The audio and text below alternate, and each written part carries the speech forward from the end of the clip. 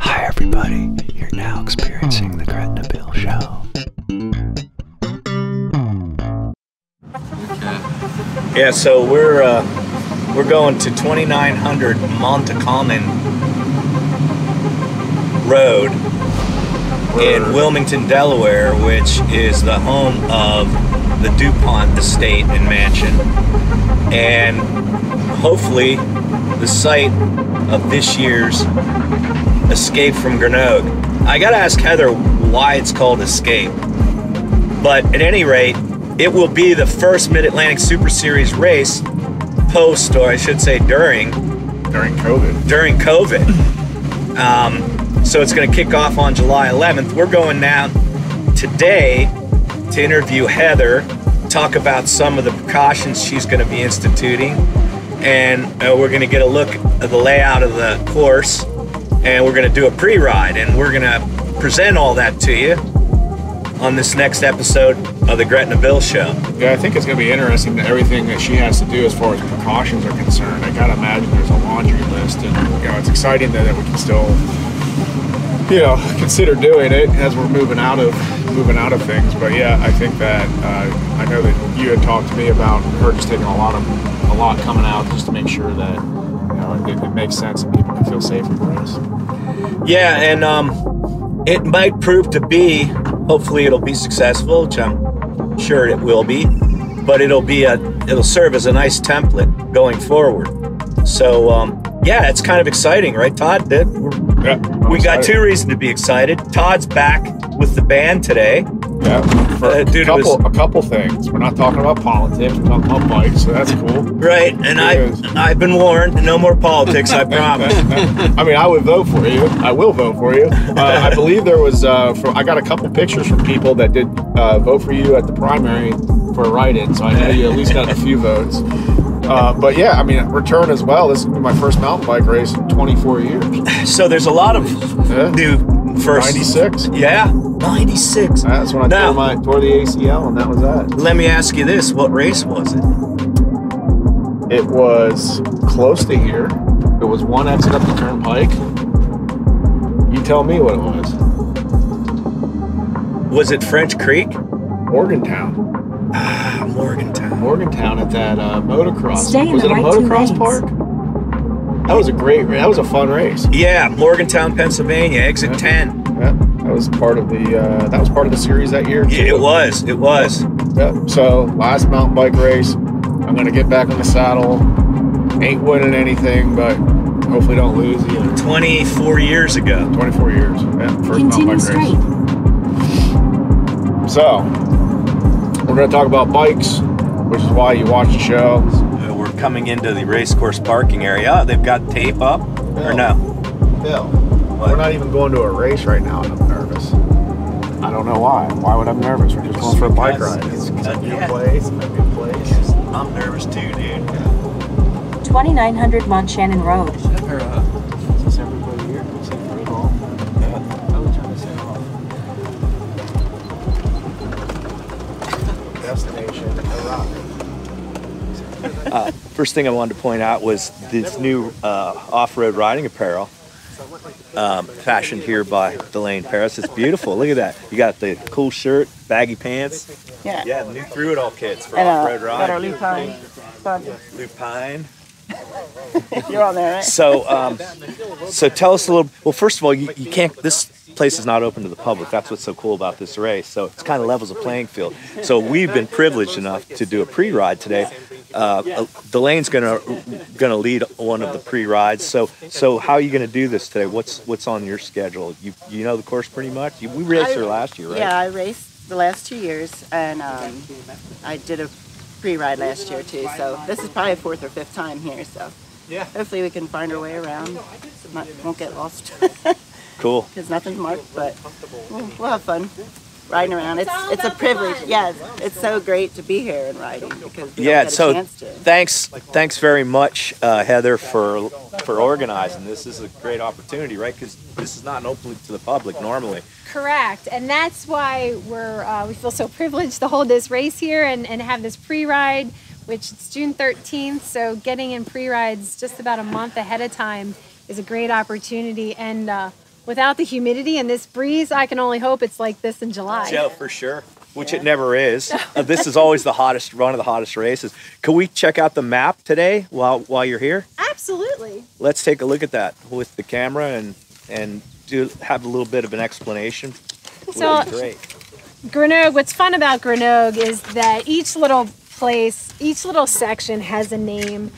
And we were running through the beginning of the loop, and as we hit midway, you go through the Tunnel of Love, and then you pop out and get a sneak peek at the mansion, up Togo's Woods. We have some nice river trails which take you into the infamous Weymouth's Woods, which, going with our Stranger Thing theme, we're calling that the Upside Down. So you go through Weymouth's Woods, which this morning a couple people cut out this 24-inch tree, beast of a tree, that had fallen. We go through the infamous Gulch, which is a ravine, a little sketchy, so the more pre-riding, the more looks you have at it, the more experience will help you on race day. And as you exit crossing Glue Sniffer's Bridge. And then you head up the driveway. Needs no further explanation. Needs no further explanation.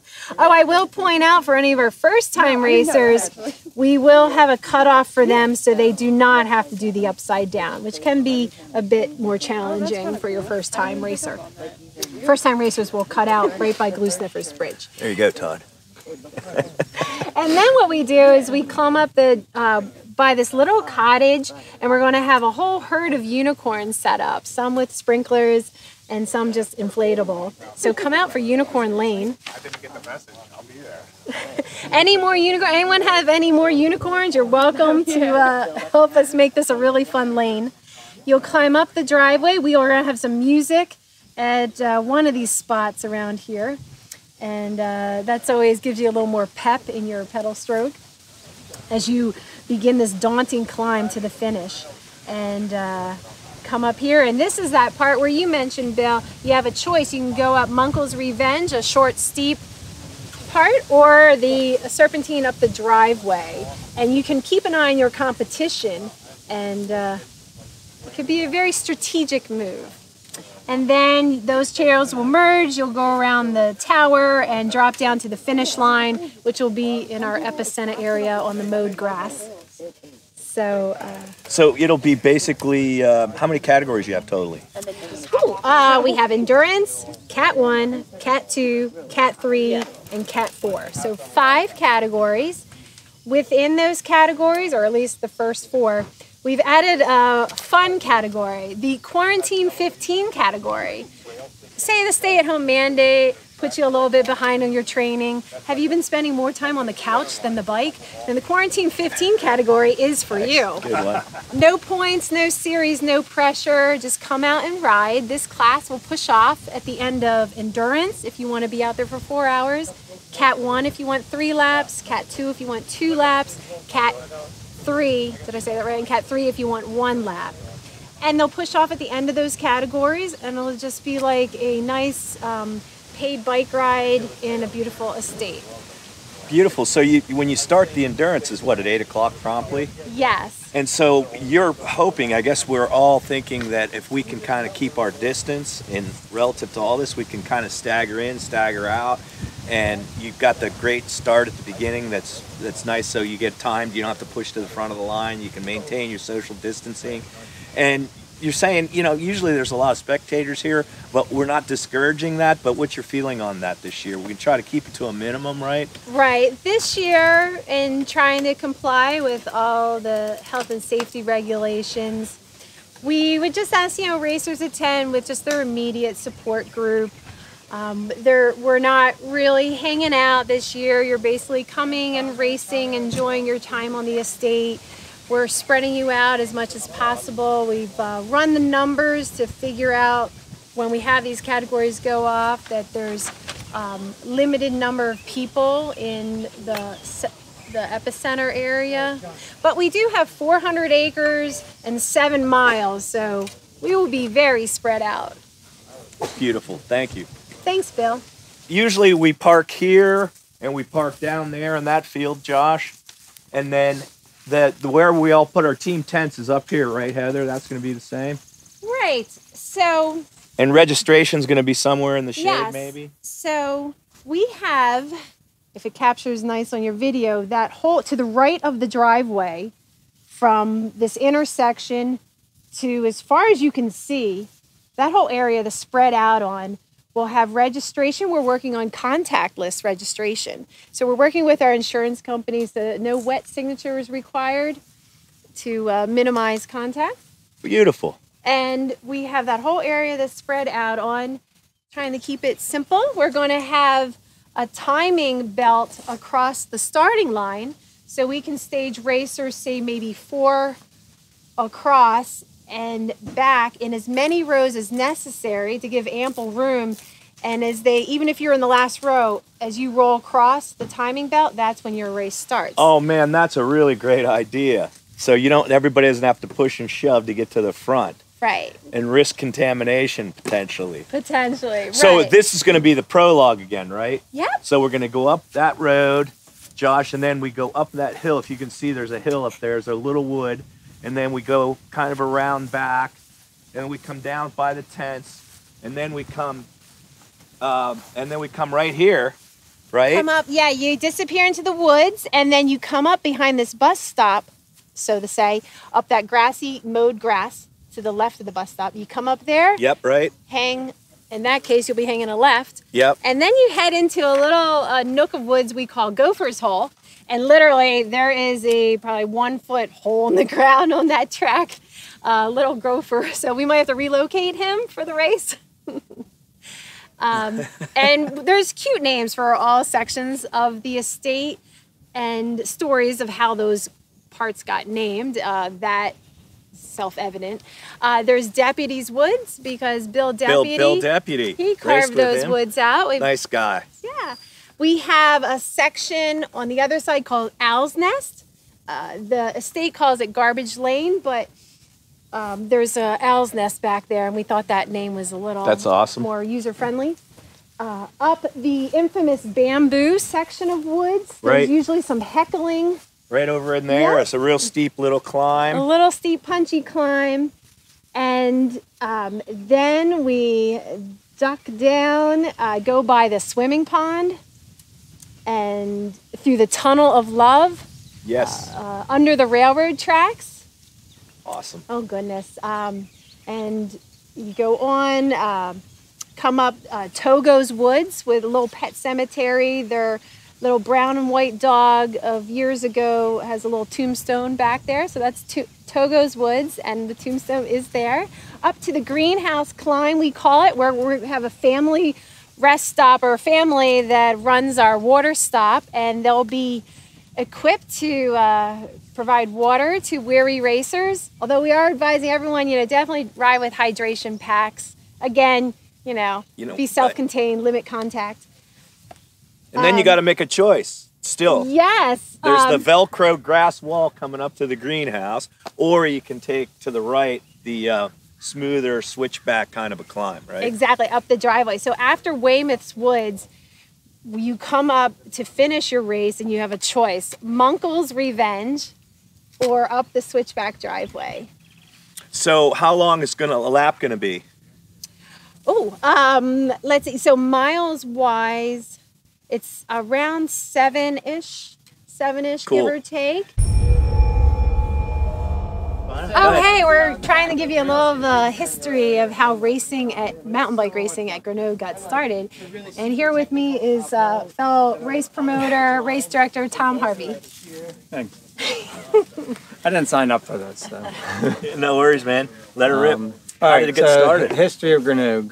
25th year doing it. The race started as an approach to do a fundraiser for a local music organization called Brandywine Baroque.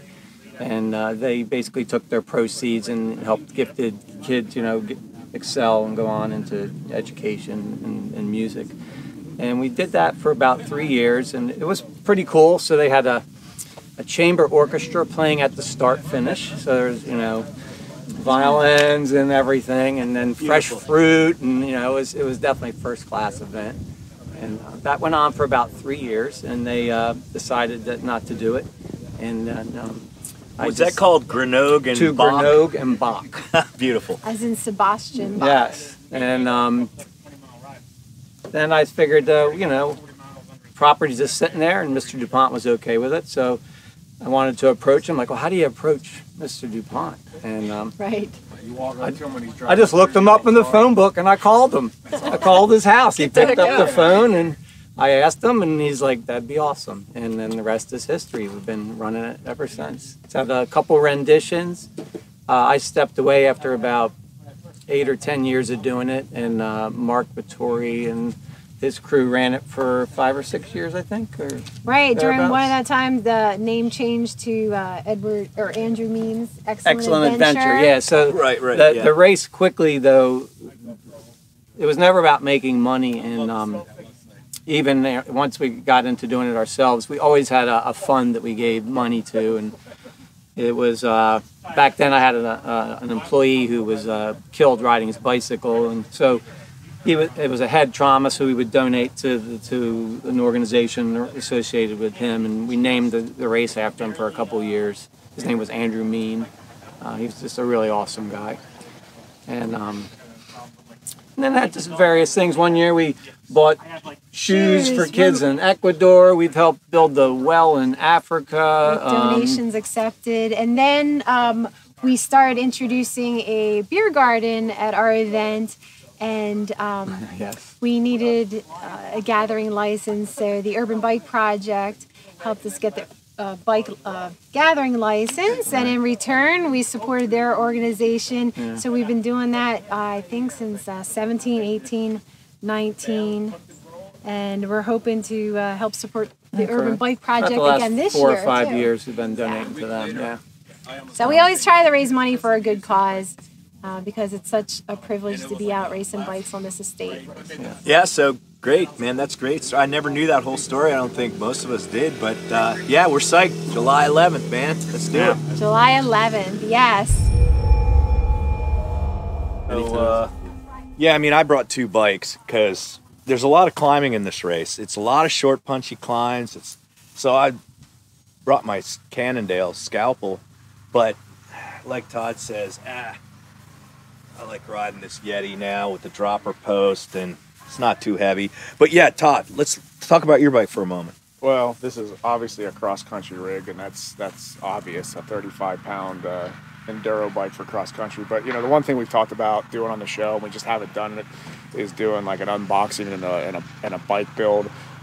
We built this without doing that, so we do have a couple builds coming up I'm excited about, but we'll go through the new bike. So I find in life that when I'm totally against something, I usually get to the point where I do it because there's probably a reason why I'm against it. So for those of you that know me, I've always ridden a fully rigid karate monkey and was completely against being enduro bro, but now I've got the shirt and the bike. So, you know, the cool thing about, you know, being affiliated with Lupine North America is, you know, Bill has a lot of contacts in the industry, and one of those, Noli up in British Columbia, a lot of their guys run Lupine lights, and so Bill's got a relationship with Noel Buckley up there. So they launched a 29-inch, it's their first 29er last year. It's called the Fugitive. They make a Fugitive and a Fugitive LT. This is the LT. It's 135 rear, 150 front. This is the newer Grip 2 Fox factory. So the Grip 2 is a little bit more tunable, which is probably not good for me because I just want to set it and forget it. When you look at Bill's bike, you'll see he has the Fit 4 cartridge, which is a little bit easier for people that don't want to fiddle with gear too much. So it's aluminum framed, way overbuilt because again it's from British Columbia, and that's they ride big stuff up there. So XT kit, the 6 carbon downhill cranks, and then I still run a round ring. You're going to see on Bill's bike an oval ring.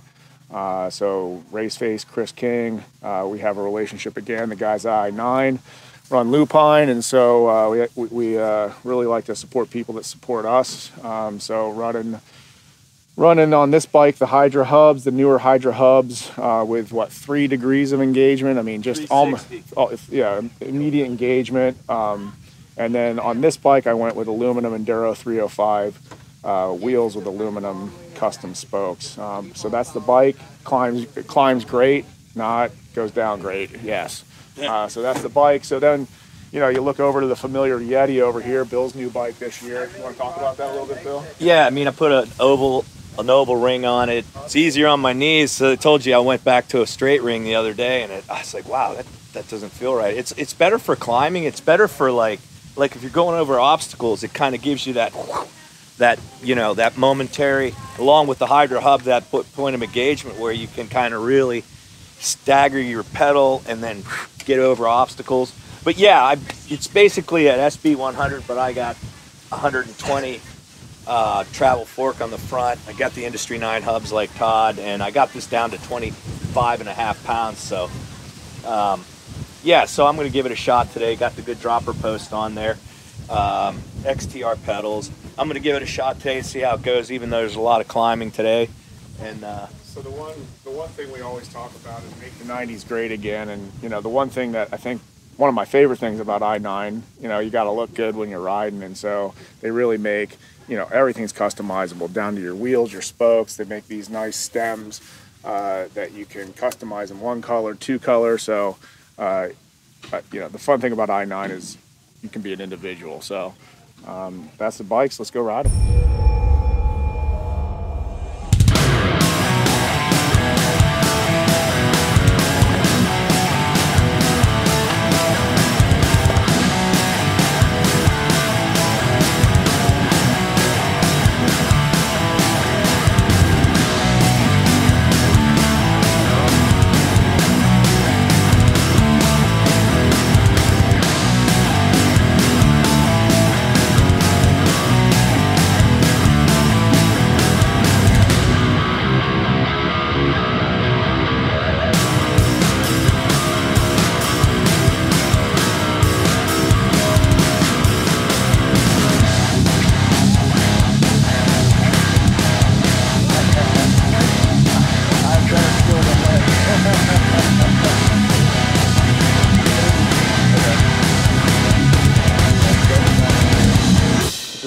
Saturday. Ain't trying to have stress.